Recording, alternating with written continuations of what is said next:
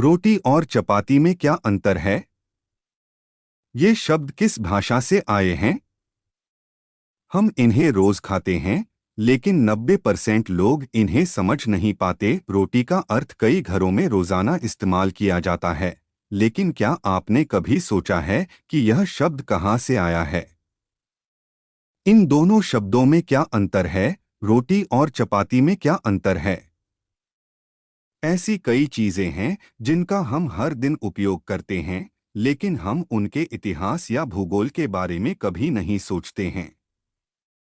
रोटी उन पहली चीजों में से एक है जिसे इंसान खाना सीखना सीखता है।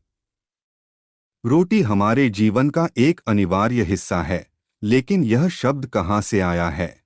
कुछ लोग रोटी और चपाती के बीच अंतर जानते हैं, तो कुछ लोग अभी भी असमंजस में हैं। क्या दोनों में कोई तकनीकी अंतर है? सबसे पहले बात करते हैं रोटी की। दरअसल रोटी शब्द का मूल रूप संस्कृत में छिपा है।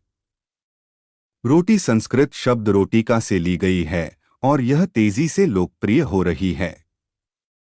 यह एक गोल चपटा केक है जिसे पिसे हुए बीजों से बनाया जाता है और पैन में पकाया जाता है। कुछ लोग इसे फारसी कहते हैं, लेकिन माना जाता है कि इसकी उत्पत्ति संस्कृत शब्द रोटिका से हुई है। जहां तक चपाती की बात है, यह शब्द संस्कृत शब्द चरपट के अलावा कहीं और नहीं आया है। चरपट का अर्थ है थप्पड़, तमाचा, तमाचा।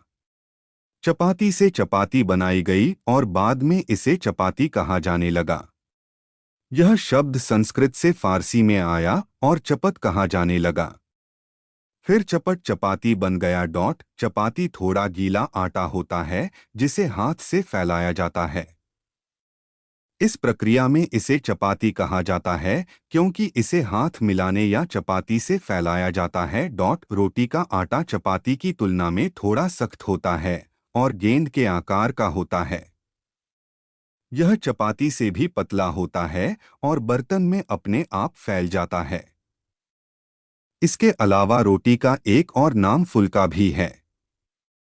यह रोटी का सबसे हल्का रूप है। यह काफी पतला और छोटा है। सीधे तेज आंच पर पकाएं और उबाल लें। कई लोगों को ये हल्की कागज की रोटी पसंद आती है।